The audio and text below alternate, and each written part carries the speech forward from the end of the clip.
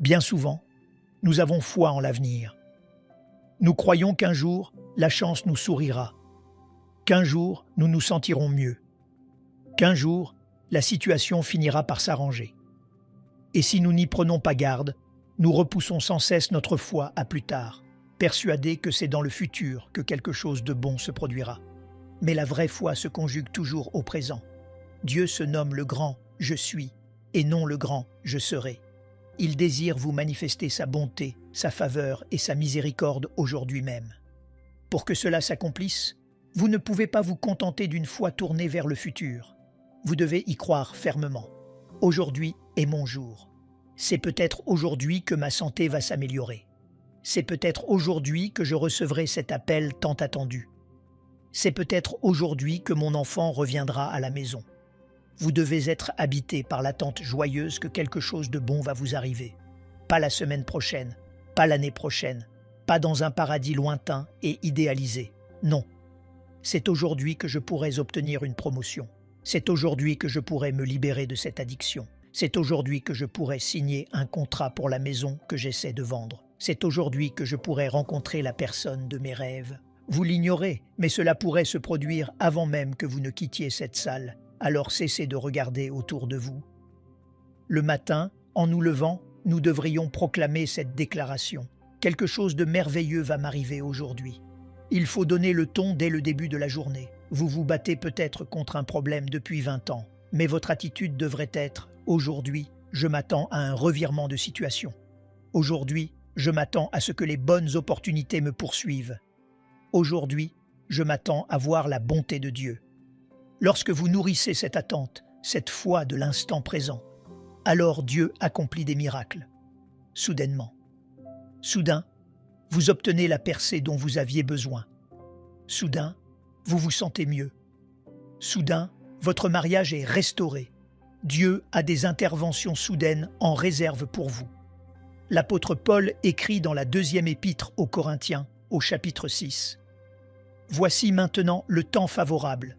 Voici maintenant le jour du salut. Dieu veut accomplir quelque chose d'extraordinaire dans votre vie maintenant.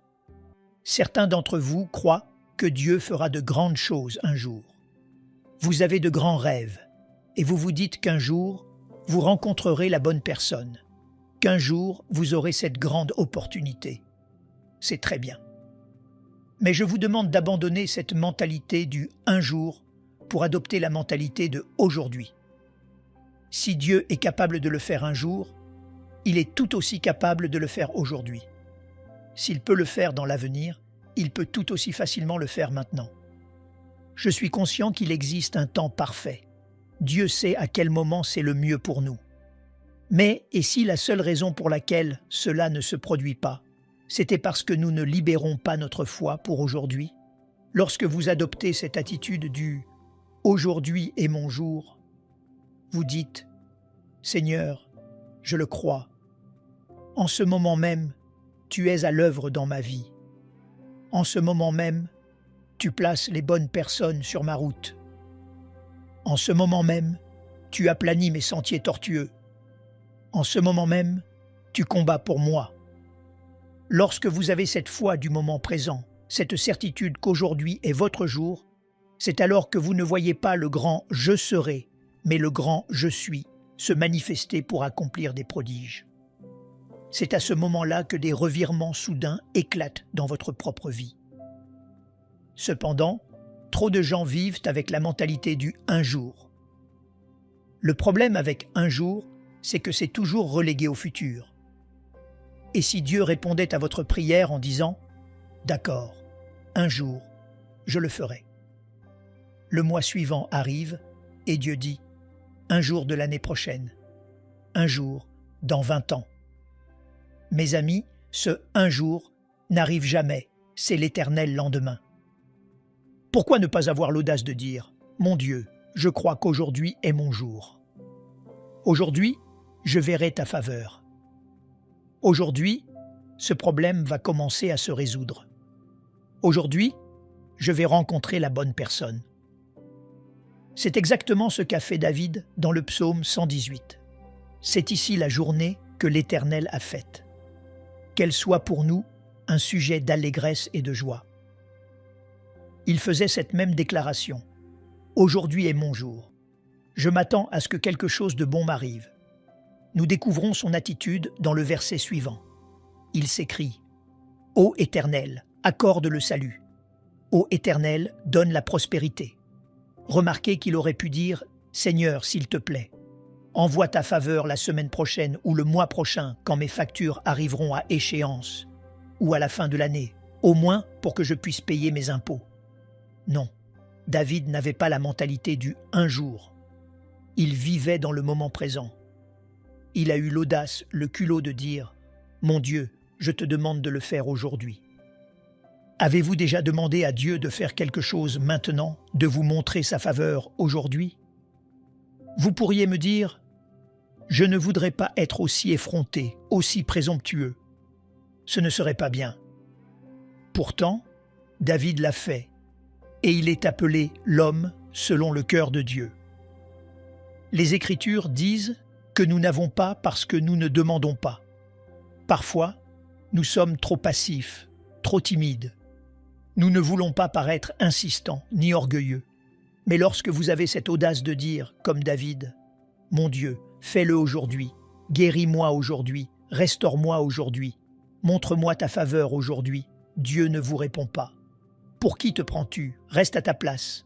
C'est tout le contraire. Votre foi capte l'attention de Dieu. Un jour, Jésus traversait une ville. Un homme s'est approché et lui a dit « Mon serviteur, qui est comme un fils pour moi, est très, très malade. Jésus, pourrais-tu prier pour lui ?» Jésus lui a répondu « Oui, je vais venir chez toi. » Mais l'homme a rétorqué « Je suis officier dans l'armée. J'ai beaucoup d'autorité. Quand je donne un ordre, mes soldats m'obéissent. Tu n'as pas besoin de venir jusque chez moi. Dis seulement un mot et mon serviteur sera guéri. » Cet homme avait la foi de l'instant présent. Il croyait en son fort intérieur. « Aujourd'hui est mon jour. » Tout comme David, il disait en substance « Seigneur, envoie la guérison maintenant. » Jésus ne s'est pas offusqué en lui reprochant son culot de demander une intervention immédiate. Bien au contraire. Jésus l'a regardé et a dit « Je n'ai pas trouvé une aussi grande foi en tout Israël. Tu peux retourner chez toi, ton serviteur sera parfaitement guéri. » Voilà ce qui arrive quand on a l'audace de dire « Mon Dieu, fais-le aujourd'hui. » Vous verrez des miracles soudains bouleverser votre vie. Certains d'entre vous prient pour une situation depuis bien longtemps. Vous vous dites qu'un jour, Dieu arrangera les choses. Il est temps de passer à la foi de l'instant présent. Osez dire « Dieu, guéris-moi maintenant. Délivre-moi maintenant. Fais revenir mon enfant à la maison maintenant. Mon Dieu, montre-moi l'abondance de tes pluies de bénédictions maintenant. » Dieu a des bénédictions prêtes pour l'instant présent, mais il faut être assez courageux pour avoir cette foi du moment présent. Mais que se passera-t-il si je fais cela, que je nourris de grands espoirs en croyant qu'aujourd'hui est mon jour et que rien ne se produit? J'irai me coucher découragé et déçu, direz-vous. Non, c'est la mauvaise approche. Vous devriez aller vous coucher en disant « Père, merci, car je sais que je suis maintenant un pas de plus vers l'accomplissement de ta promesse. » Et le lendemain matin, ayez l'audace de recommencer. « Seigneur, envoie ta faveur aujourd'hui. » Voyez-vous, je ne parle pas de quelque chose qu'on essaie pendant 2 petites semaines. Je vous parle d'un mode de vie, d'une vie empreinte d'anticipation. Vous avancez chaque jour en guettant la bonté de Dieu. La vérité, c'est que nous devons tous patienter. Je ne dis pas que tout changera en 24 heures. C'est possible, mais cela peut aussi prendre bien plus de temps. La clé consiste à attendre de la bonne manière, avec espérance, en sachant que cela pourrait arriver aujourd'hui même. C'est ce qu'a fait un jeune couple que je connais. Ils essayèrent d'avoir un bébé depuis de nombreuses années, sans succès. Ils ont suivi tous les traitements de fertilité, en vain. Au lieu de se laisser abattre, ils se levaient chaque matin en disant « Père, nous te remercions. Aujourd'hui pourrait être le jour où nous concevrons un enfant. Aujourd'hui pourrait être le jour où tu nous béniras avec un bébé. Les mois ont passé et ils n'ont vu aucun changement. 1 an, 2 ans, 3 ans, 4 ans se sont écoulés. Ils ont simplement continué à dire « Seigneur, envoie la guérison maintenant. Envoie ce bébé maintenant. Envoie ta faveur maintenant. » Ils vivaient dans l'anticipation, la foi du présent.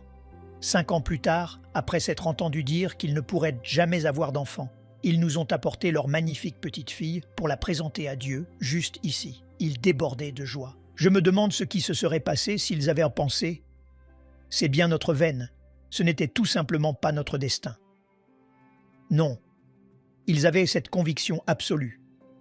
Aujourd'hui est notre jour. Rien ne s'est passé le premier mois? Ce n'est pas grave. Aujourd'hui est notre jour. Rien ne s'est passé la première année? Ils ne se sont pas découragés. Ils n'ont pas changé d'avis. Pendant ces 5 ans, on aurait dit que rien ne bougeait. Mais en réalité, Dieu travaillait en coulisses. Et soudainement, leur miracle est apparu. Il est très facile de se décourager et de penser « Mon mariage ne s'améliorera jamais. Cela fait trop longtemps que ça dure. Je ne me sortirai jamais de mes dettes. Je ne guérirai jamais. » Faux.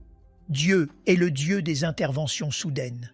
Une simple touche de sa faveur et la situation bascule soudainement. Soudain, vous obtenez l'opportunité tant espérée. Soudain, vous vous sentez mieux. Soudain, vous rencontrez la personne de votre vie. Vous ne voyez peut-être rien se profiler à l'horizon, mais cela ne signifie pas que Dieu reste inactif tant que vous gardez la foi. Tant que vous savez qu'aujourd'hui est votre jour. Dans l'ombre, Dieu est à l'œuvre pour tout orchestrer. En fait, chaque fois que vous dites « Seigneur, envoie la faveur maintenant, envoie la guérison maintenant, envoie la liberté maintenant », dans le monde invisible, Dieu déploie ses anges. Ils arrangent les circonstances en votre faveur, écartent les mauvaises personnes de votre chemin et préparent les opportunités dont vous avez besoin. Ce n'est plus qu'une question de temps avant que votre miracle n'apparaisse soudainement. Il y a quelques mois, le temps était resté très nuageux à Houston pendant une longue période. Gris, maussade, couvert. Chaque matin, en me réveillant, je me disais que le soleil allait enfin briller. Je regardais dehors avec impatience, mais rien n'avait changé. Je suivais les bulletins météorologiques à la télévision. Mais aussi loin qu'allaient les prévisions, on n'annonçait que des nuages.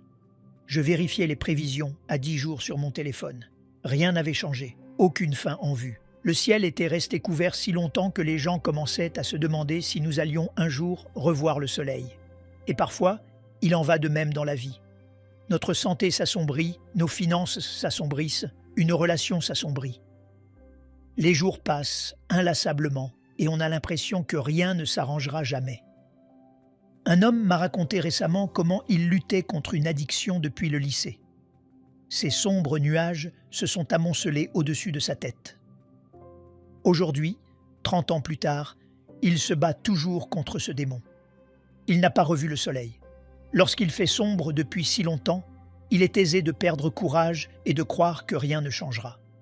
Mais un matin, alors que j'étais dans mon bureau, je regardais par la fenêtre. C'était encore une de ces journées grises et maussades, comme tant d'autres avant elle. Pourtant, de nulle part, les nuages se sont déchirés et un magnifique rayon de soleil a percé. On se serait cru dans une carte postale.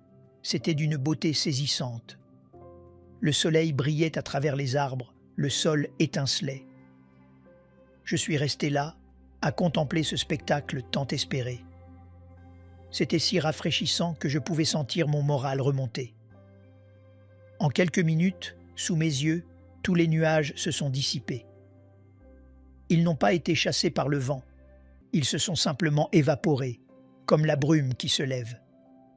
Et j'ai entendu ces quelques mots résonner dans mon esprit. Un soleil inattendu. Peut-être que le ciel est nuageux dans votre vie depuis longtemps.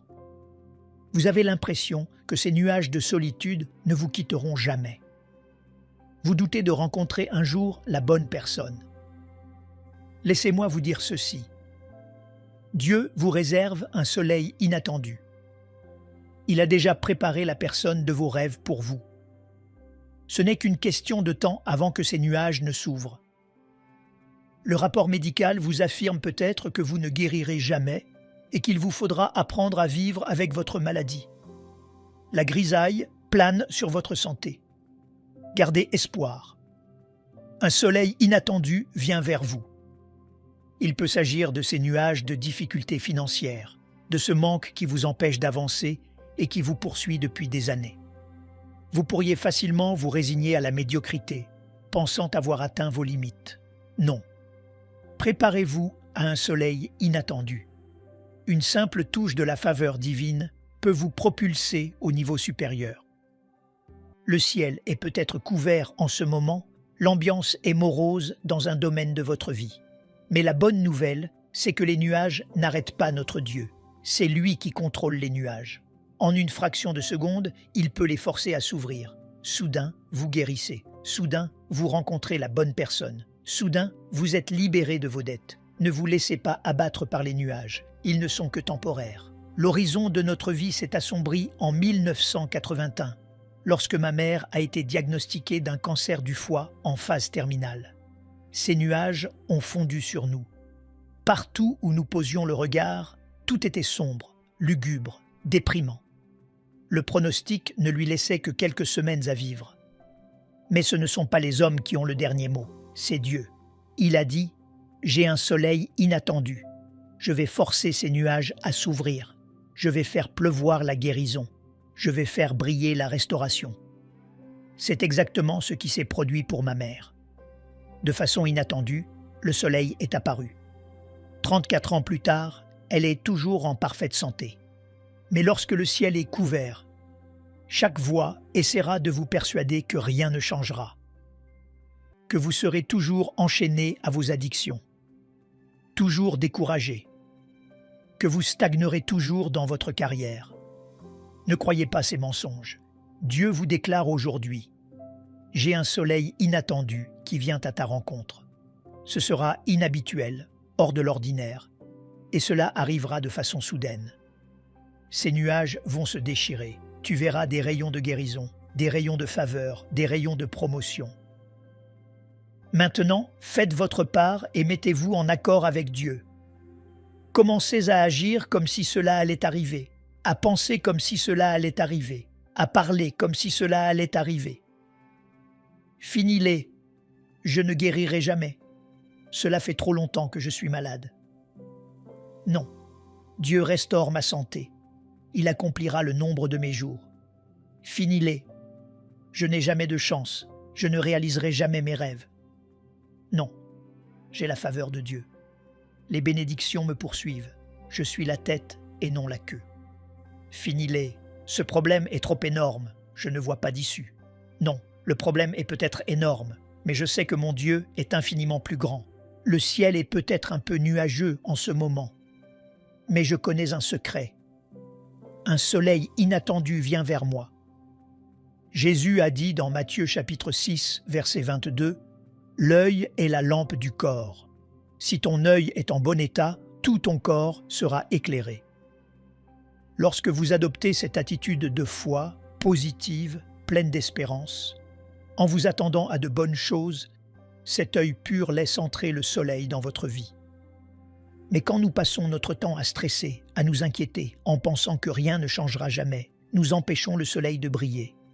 Nous invitons de nouveaux nuages à s'amonceler, attirant davantage de défaites, davantage de médiocrité. Vous devez commencer à laisser le soleil illuminer votre vie. Cela ne commence pas par Dieu, cela commence par nous. Au lieu de nous laisser abattre par les sombres nuages, notre attitude devrait être de nous dire qu'à tout moment, la situation peut s'inverser.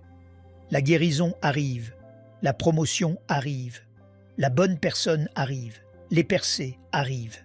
Si vous voulez voir les nuages s'ouvrir, vous devez cultiver cette espérance. Débarrassez-vous de toute négativité. Cessez de ressasser ce qui ne va pas. Transformez vos pensées et dites « Seigneur, je sais que tu contrôles ces nuages. Ils ne sont pas venus pour rester. Ils sont venus pour passer. Je crois qu'à tout moment, je vais voir ce soleil inattendu. » L'un de mes amis avait un supérieur au travail qui était très condescendant et avec qui il était difficile de s'entendre. Personne ne l'aimait. Ce superviseur était une source constante de frustration. année après année. Or, il était encore jeune et il aurait facilement pu rester à son poste pendant 20 ou 30 ans. Mon ami, lui, avait la bonne attitude. Il était déterminé à donner le meilleur de lui-même là où il était. Mais dans un coin de sa tête, il pensait « Ça va être un enfer de devoir supporter cet homme pour le restant de mes jours. » Un matin, en arrivant au travail, tout semblait normal. Puis la direction a convoqué une réunion exceptionnelle du personnel pour annoncer que l'épouse de ce superviseur venait d'être mutée dans un autre État. Et, sans aucun préavis, il avait démissionné et quitté l'entreprise. La moitié des employés sont tombés à genoux et ont commencé à remercier Dieu. C'était un véritable soleil inattendu. Mon ami n'avait rien vu venir. Les prévisions étaient nuageuses. Tous les indicateurs laissaient penser que ce problème était permanent. Mais Dieu contrôle l'univers. Il sait comment transformer soudainement les situations. Il peut soudainement écarter les mauvaises personnes de votre chemin. Il peut soudainement ouvrir des portes dont vous n'auriez jamais osé rêver. C'est pour cela que vous ne devez pas vous fier uniquement à ce que vous voyez. Ce que vous voyez est temporaire, comme ces bulletins météorologiques.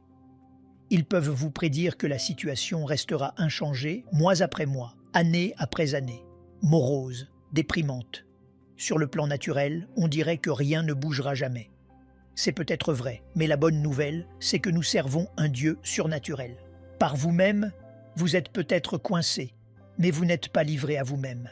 Le Créateur de l'univers, le Dieu qui a appelé les mondes à l'existence par sa parole, vous tient dans la paume de sa main. Il dirige vos pas, il contrôle les nuages, il contrôle les vents. Il n'a pas besoin d'attendre que la météo soit clémente. Il n'a pas besoin d'attendre que le rapport médical soit rassurant. Il n'a pas besoin d'attendre que la situation s'améliore naturellement.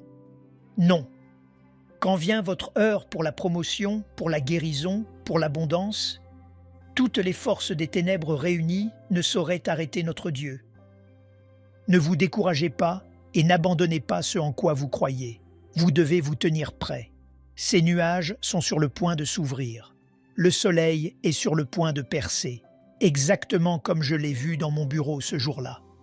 En 15 minutes, tous les nuages ont disparu du ciel, laissant place à un ciel totalement dégagé. Dieu a le pouvoir de faire en une fraction de temps ce qui aurait dû prendre des années. Vous allez lever les yeux et dire, comme mon ami, « Je n'avais pas vu cela venir. Je n'aurais jamais cru que mon patron démissionnerait si vite. Je n'aurais jamais pensé que ma santé s'améliorerait si rapidement. Je n'avais pas vu cette nouvelle maison sur mon radar. Je n'avais pas vu cette faveur arriver. » Un homme qui fréquente notre église depuis de nombreuses années a fait un grave accident vasculaire cérébral. Le corps médical lui avait annoncé qu'il ne pourrait probablement plus jamais marcher ni parler. Et que même s'il parvenait à réapprendre, cela nécessiterait des années de rééducation. Son ciel s'était assombri.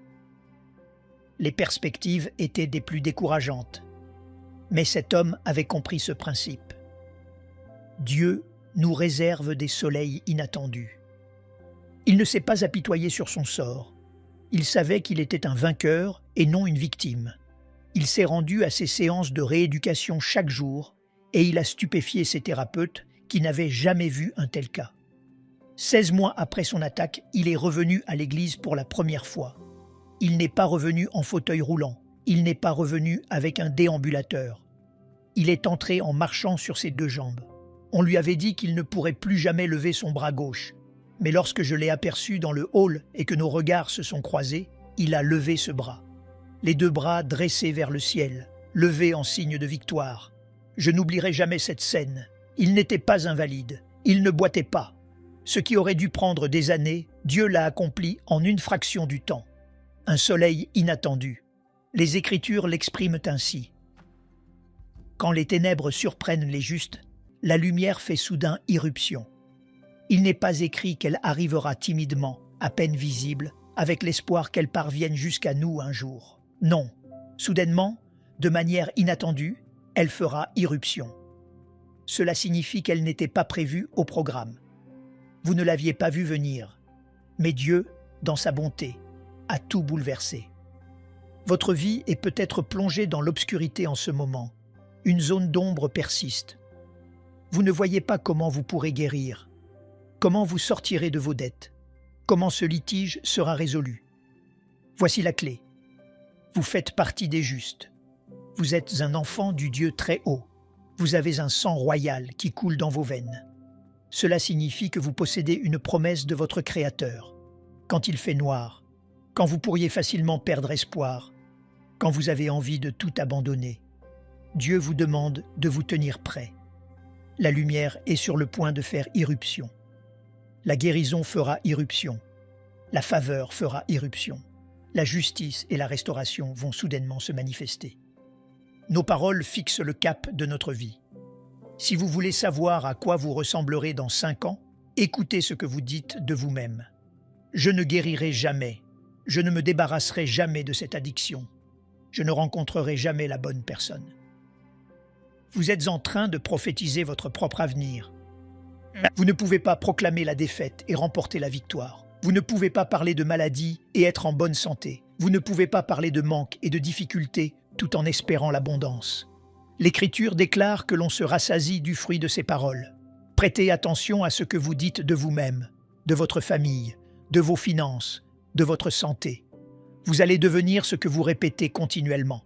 C'est pourquoi il est crucial de prendre l'habitude de proclamer la victoire sur votre vie tout au long de la journée. Je suis béni, je suis fort, je suis en bonne santé, je suis environné de faveur. Quelque chose de bon va m'arriver. Le fruit de ces paroles, c'est la bénédiction, la faveur et l'abondance. Il ne suffit pas d'y penser. Nous donnons vie à notre foi en l'exprimant à voix haute. Lorsque vous traversez des moments difficiles, vous avez le choix de vous plaindre et de ressasser vos problèmes. Je n'arrive pas à croire que ça m'arrive à moi.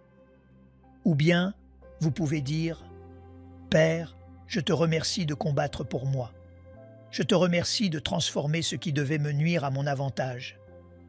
Je te remercie de toujours me faire triompher, et je sais que je sortirai de cette épreuve plus fort qu'avant. » Cela, c'est prophétiser la victoire, c'est prophétiser une percée. N'utilisez pas vos mots pour décrire la situation, utilisez-les pour la changer. Si vous dites « Je ne me sortirai jamais de ce pétrin », vous invitez la défaite. « Je ne suis pas si doué que ça ». Vous invitez les limites. « Je ne réaliserai jamais mes rêves, je n'ai pas le bon réseau ». Vous invitez la médiocrité. Vous devez envoyer de nouvelles invitations. Si vous luttez contre la dépression, votre discours devrait être « Ceci n'est que temporaire. Ce n'est pas ce que je suis. Je suis libre. Je suis heureux. J'ai un avenir radieux. » Le rêve vous semble peut-être trop grand, mais vous savez qu'avec Dieu, tout est possible. De nouvelles portes s'apprêtent à s'ouvrir. De grandes opportunités me cherchent. Des connexions divines et les bonnes personnes se dirigent vers moi. L'apôtre Paul a dit aux Éphésiens qu'il ne sorte de votre bouche aucune parole mauvaise, mais, s'il y a lieu, quelques bonnes paroles qui servent à l'édification et communiquent une grâce à ceux qui l'entendent. La première personne qui entend vos mots, c'est vous. Ils sortent de votre bouche pour retourner dans vos propres oreilles. Si vous les entendez assez longtemps, ils prendront racine dans votre esprit. Vous finissez par croire ce que vous dites sur vous-même bien plus que ce que disent les autres.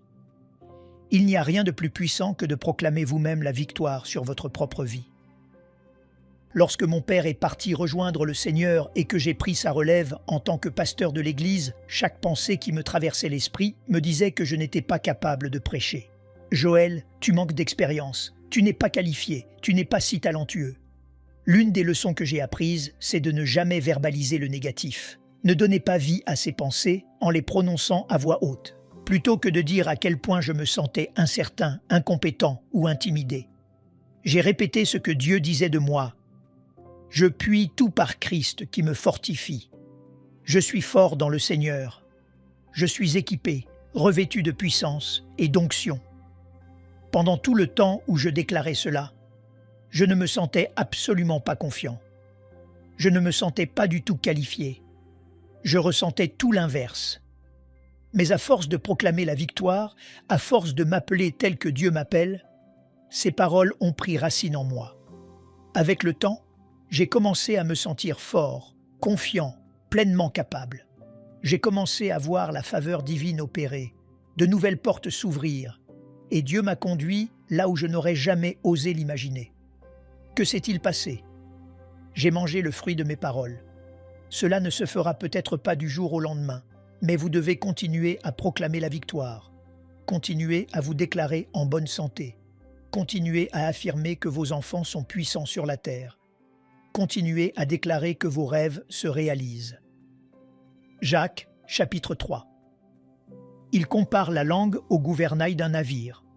Le verset 4 dit « Voici, même les navires, qui sont si grands et que poussent des vents impétueux, sont dirigés par un très petit gouvernail, au gré du pilote. Il en va de même pour la langue. Bien qu'elle soit une si petite partie du corps, elle dirige votre vie entière. Ce que vous dites détermine la direction que vous prenez. La bonne nouvelle, c'est que c'est vous qui tenez la barre. Vous contrôlez votre langue. Envoyez-vous vos paroles dans la direction où vous souhaitez mener votre vie? Je ne pense pas que je guérirai. Le diagnostic médical est pessimiste. Voilà la mauvaise direction. Pourquoi ne pas répéter ce que Dieu déclare à votre sujet? Dieu me rend la santé. Par ses meurtrissures, je suis guéri. Je vivrai et je ne mourrai pas. Mon enfant s'est égaré depuis si longtemps. Je doute qu'il prenne un jour les bonnes décisions. Changez de cap, vous faites fausse route. Père, merci parce que mes enfants sont puissants sur la terre. Tu as promis que la postérité des justes serait bénie. Ma postérité est bénie. Moi et ma maison, nous servirons l'Éternel. Joël, je ne vois pas comment je pourrais m'en sortir. Personne dans ma famille n'a jamais réussi. Cette pandémie va couler mon entreprise. Quand vous parlez de défaite, vous vous dirigez tout droit vers la défaite. Quand vous parlez d'échec, de manque, de médiocrité, c'est là que vous allez. Eh bien, je prie pour que Dieu m'aide. Oui, il vous aidera. Mais c'est vous qui contrôlez le gouvernail. Vous définissez le cap par vos paroles. Êtes-vous en accord avec Dieu? Il a dit que vous étiez béni. Dites-vous le contraire? Il a dit que vous étiez une créature merveilleuse, un chef-d'œuvre couronné de sa faveur. Êtes-vous en train de vous rabaisser, de vous trouver faible ou laid? Commencez à proclamer ces promesses.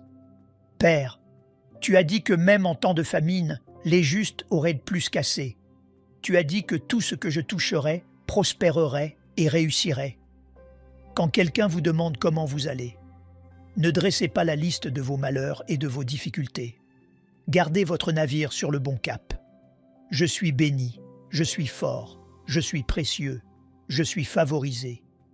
Pensez à un navire.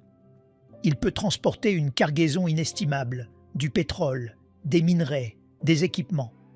Mais toute cette précieuse cargaison est à la merci du tout petit gouvernail du navire. Si le capitaine ne manœuvrait pas le bateau correctement, si le gouvernail n'était pas dans la bonne position, le navire n'arriverait jamais à destination et toute cette cargaison serait perdue. De la même manière, vous transportez une cargaison inestimable. Lorsque Dieu a insufflé sa vie en vous, il a déposé en vous des dons, des talents, un immense potentiel.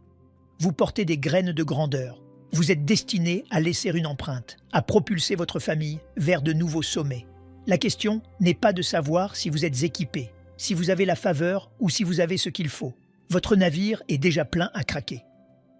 La vraie question est, allez-vous maintenir votre gouvernail dans la bonne direction? Allez-vous proclamer la victoire, l'abondance, de nouveaux sommets, ou allez-vous parler comme si vous étiez quelqu'un d'ordinaire? Je n'arrive pas à m'en sortir. Je n'ai jamais de chance. Cette addiction frappe ma famille depuis des générations. Vous n'êtes pas limité par vos circonstances. Vous êtes limité par vos paroles. Votre gouvernail pointe dans la mauvaise direction. Vous vous dirigez vers ce que vous prononcez. Quand vous parlez de victoire, vous marchez vers la victoire. Quand vous parlez de santé, vous marchez vers la santé. Quand vous parlez de surabondance et de provisions inépuisables, vous marchez vers l'abondance. Et voici la clé, il faut le déclarer avant même de le voir. C'est l'essence même de la foi. Les Écritures disent que le faible dise « Je suis fort ». Vous ne vous sentez peut-être pas fort, mais en disant « Je suis fort », vous vous dirigez vers la force. Vous combattez peut-être la maladie, mais lorsque vous dites « Je suis en bonne santé », vous vous dirigez vers la santé. Vous vous sentez peut-être bloqué professionnellement, comme si vous aviez atteint un plafond. Mais lorsque vous dites « De nouvelles portes s'apprêtent à s'ouvrir, quelque chose de grand va m'arriver, Dieu me conduit de gloire en gloire », vous vous dirigez vers de nouveaux sommets, vers une faveur telle que vous n'en avez jamais connue. Dirigez-vous votre navire vers le cap que vous souhaitez donner à votre vie. Est-ce que votre gouvernail, votre langue, vous mène vers la bénédiction, la croissance, l'abondance? Ou bien passez-vous votre temps à vous plaindre de ce qui ne va pas, de votre manque de talent ou de l'énormité des obstacles qui vous barrent la route de votre destinée? Dans les Écritures, Dieu annonça à Jérémie qu'il deviendrait un grand prophète et qu'il parlerait aux nations. Mais Jérémie était jeune et craintif. Sa première réaction fut « Mon Dieu, je ne peux pas parler aux nations, je suis trop jeune, je ne saurais pas quoi dire. » Dieu aurait pu lui répondre « Jérémie, je comprends que la tâche te paraisse colossale. Ne t'inquiète pas, je vais t'aider. » Mais au lieu de cela, Dieu lui dit « Ne dis pas « Je suis un enfant ». Dieu lui a ordonné de se taire. Il savait que si Jérémie continuait à prononcer ces mots de défaite, s'il continuait à se persuader qu'il était trop jeune, inapte et incapable, il ne deviendrait jamais celui qu'il avait été appelé à être. Votre langue est le gouvernail de votre vie. C'est elle qui détermine votre direction. La prochaine fois que vous serez tenté de dire quelque chose de négatif sur vous-même, sur votre avenir, sur vos enfants ou sur vos finances, taisez-vous. Ne vous dirigez pas vous-même vers l'échec. Ne dites pas que vous êtes trop jeune. Ne dites pas que vous ne pourrez pas guérir. Ne dites pas que vous ne rencontrerez jamais l'amour. Ne dites pas que vous ne réaliserez jamais vos rêves. Dieu ne vous les aurait pas confiés si vous n'en étiez pas tout à fait capable. Le verset 9 nous révèle « Puis l'Éternel étendit sa main et toucha ma bouche. Et l'Éternel me dit « Voici, je mets mes paroles dans ta bouche. » Dieu disait en fait « Jérémie, dis de toi ce que moi, je dis de toi. Ne dis pas ce que tu ressens. Ne dis pas ce qu'en pensent les experts. Ne dis pas ce que la situation laisse paraître.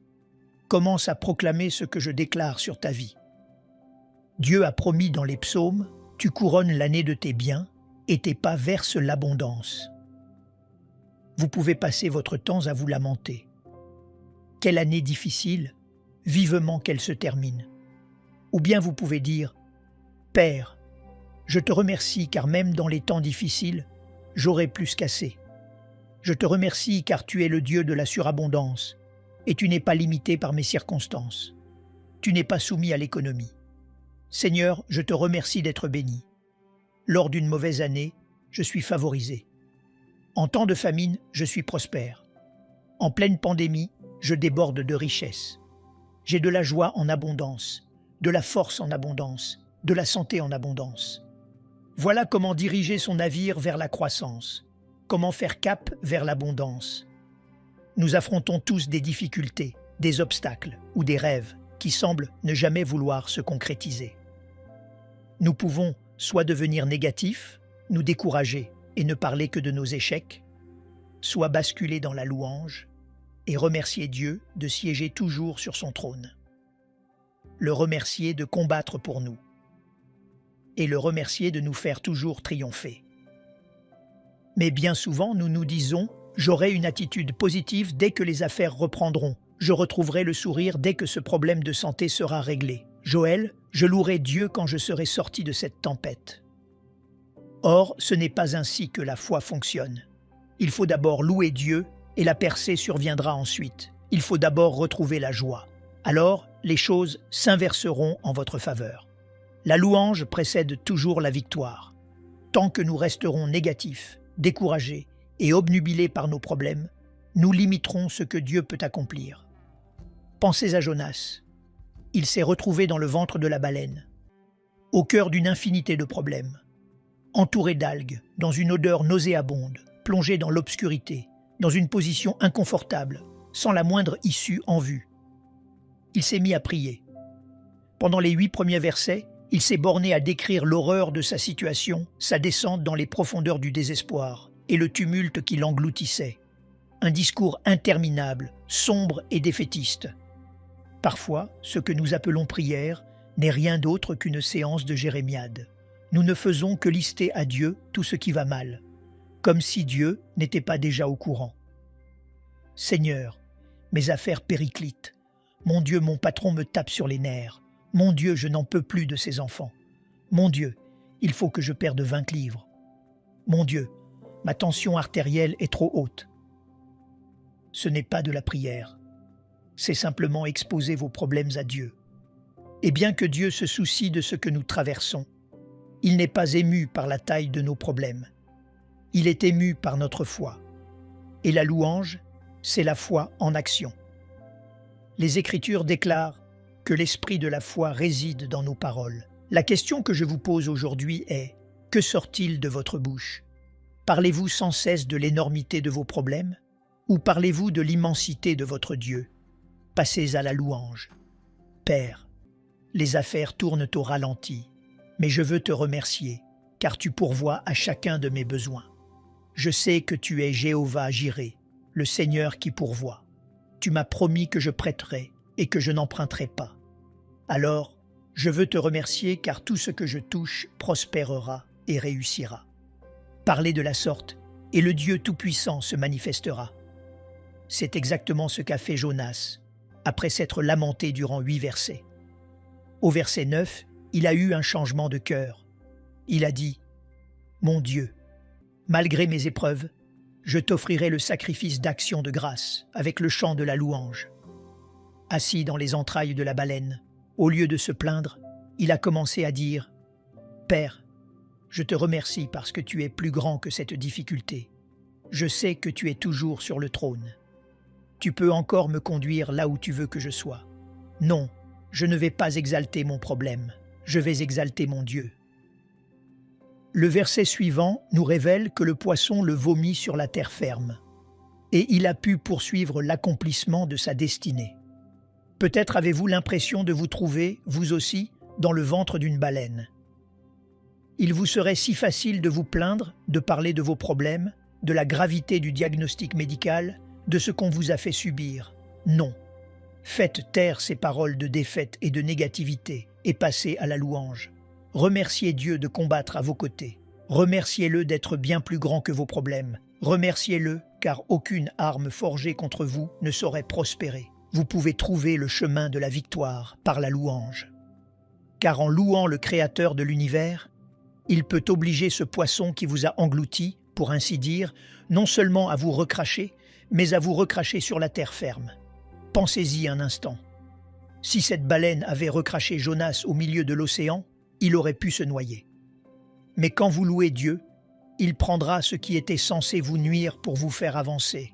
Au lieu d'être un échec, ce sera le scénario prévu par Dieu pour votre élévation. Jonas l'a bien exprimé. Je t'offrirai le sacrifice d'action de grâce. Le mot sacrifice sous-entend qu'on n'en a pas envie, qu'on ne perçoit aucun signe d'amélioration, que tout au fond de soi, on se dit qu'on devrait être déprimé, découragé, en train de se lamenter. Mais je connais un secret. La louange, c'est l'expression vivante de ma foi. Je sais que la louange déclenche la puissance de Dieu. Je n'en ai peut-être pas envie. La situation semble peut-être désespérée. Mais tout comme Jonas, je vais m'accrocher fermement et offrir ce sacrifice de louange. Un sacrifice exige que cela vous coûte quelque chose. Mon Dieu, je souffre, mais je te loue. Mon Dieu, je me sens seul, mais je te loue. Mon Dieu, ce n'était pas juste, on m'a fait du tort, mais je te loue. Rien n'attire plus l'attention de Dieu que lorsque les circonstances vous dictent de vous effondrer. Humainement, vous auriez de quoi vous plaindre. Les examens médicaux n'étaient pas bons. Un ami vous a trahi. Un collègue vous a dérobé une promotion. La plupart des gens deviendraient amers et pessimistes, mais vous avez un chant de louange à la bouche. Vous remerciez Dieu pour ce qui va bien, sans vous focaliser sur ce qui va mal. Vous ne parlez pas de l'énormité de vos soucis, vous parlez de l'immensité de votre Dieu. Quand vous êtes capable d'offrir ce sacrifice de louange, vous pouvez être assuré que le Dieu Tout-Puissant agit dans votre vie. Vous ne voyez peut-être aucun changement extérieur, mais dans l'ombre, Dieu orchestre chaque détail. Et au moment opportun, la situation basculera en votre faveur. C'est exactement ce qu'ont vécu Paul et Silas. Ils furent jetés en prison pour avoir prêché la bonne nouvelle. Ce n'était pas juste. Ils avaient été roués de coups de verge sans aucun procès. C'était une injustice totale. Assis dans leur cachot, ensanglantés, meurtris, dans l'inconfort le plus absolu, ils se mirent à chanter les louanges de Dieu. Pour marcher dans la victoire, il faut apprendre à louer Dieu même dans la douleur, à le louer dans la déception, à le louer dans la solitude, à le louer après une perte tragique. Au fond, nous pouvons tous louer Dieu lorsque nous sommes au sommet de la montagne. C'est si facile. Mais notre résolution devrait être « Je le louerai même quand je traverserai la vallée. Je le louerai quand mes affaires fleuriront et je le louerai quand ce ne sera pas le cas. Je le louerai quand j'en aurai envie et je le louerai quand je n'en aurai aucune envie. » C'est cela, le sacrifice de louange. Alors qu'ils étaient assis dans cette prison, chantant les louanges de Dieu au milieu de la nuit, soudain, un violent tremblement de terre se produisit. Les portes de la prison s'ouvrirent à la volée, les chaînes tombèrent de leurs mains, et ils purent ressortir en hommes libres. Que s'était-il passé? Ils avaient ouvert la voie de la victoire par leurs louanges. L'un de nos membres les plus fidèles est un homme qui s'appelle Freddy Lamb. Freddy a toujours le sourire. Il est rempli de foi, débordant de joie. Je le vois très souvent ici. Dans les années 1990, Freddy roulait sur l'autoroute lorsqu'il a eu un pneu crevé. Il s'est arrêté sur la bande d'arrêt d'urgence pour le changer. Alors qu'il se tenait près de son coffre, sur le point d'attraper sa roue de secours, un conducteur ivre a fait une embardée sur le bas-côté et l'a fauché de plein fouet, écrasant ses deux jambes. Il a fallu l'amputer juste au-dessus des genoux. Mes parents sont allés lui rendre visite à l'hôpital. Ils ne savaient pas vraiment à quoi s'attendre. La plupart des gens seraient complètement anéantis, voire plongés dans la dépression. Mais pas Freddy. Il sait comment offrir ce sacrifice de louange. Quand mes parents sont entrés dans la chambre, Freddy affichait toujours ce même sourire. Il n'était ni amer, ni dans la complainte. Il rayonnait toujours de joie. Ses jambes étaient lourdement bandées à l'endroit de l'amputation. Allongé sur ce lit, il a levé ce qu'il en restait vers le ciel. De simples moignons, à présent. Et il a dit à mes parents, « Regardez, pasteur, je peux toujours rendre gloire à Dieu aujourd'hui. » Aujourd'hui, non seulement Freddy marche, mais il peut même courir avec ses nouvelles prothèses. Cette tragédie ne l'a pas arrêté. Il parcourt inlassablement la région pour partager son histoire avec le monde entier. Freddy est parmi nous aujourd'hui, au premier rang, un grand homme de courage. Freddy, nous t'aimons tant. Voici ce que j'ai retenu. On ne peut pas maintenir à terre quelqu'un qui loue Dieu. Vous subirez peut-être des échecs. Vous traverserez des tempêtes. Mais comme Freddy, si vous êtes capable de tenir bon et d'offrir ce sacrifice de louange, alors ce qui devait être une pierre d'achoppement, Dieu le transformera en un tremplin. Au lieu de vous abattre, Dieu s'en servira pour vous élever encore plus haut. Vous faites peut-être face à d'énormes obstacles, de grands défis se dressent devant vous. Mais ce n'est surtout pas le moment de céder au découragement. Ce n'est pas le moment de commencer à vous plaindre. Non, c'est précisément dans les temps de détresse que vous devez faire résonner votre louange avec encore plus de ferveur. Commencez à remercier Dieu pour sa bonté d'une manière bien plus éclatante. Certes, Freddy a perdu ses jambes, mais il remerciait Dieu de n'avoir pas perdu la vie. Vous avez peut-être perdu une bataille, mais vous pouvez remercier Dieu de ne pas avoir perdu la guerre. Vous êtes peut-être à terre, mais vous pouvez remercier Dieu car vous allez vous relever. Vos projets ont peut-être échoué, mais vous pouvez remercier Dieu car il a prévu quelque chose de bien meilleur. Tenez bon et faites résonner votre louange. Quand vous louez, les chaînes se brisent. Quand vous louez, de nouvelles portes s'ouvrent. Quand vous louez, les anges se mettent au travail. Quand vous louez, la victoire vient à votre rencontre. J'ai lu l'histoire de ces explorateurs qui, dans les années 1800, traversaient un immense désert. Il s'était avéré encore plus vaste qu'ils ne l'avaient imaginé. Ils avaient mal calculé et manquaient d'eau. Ils ont commencé à creuser à différents endroits, sous la surface, descendant d'1 ou 2 pieds dans l'espoir de trouver de l'eau. Ils ont essayé, encore et encore, sans le moindre succès. Ils ont finalement péri, vaincus par la soif.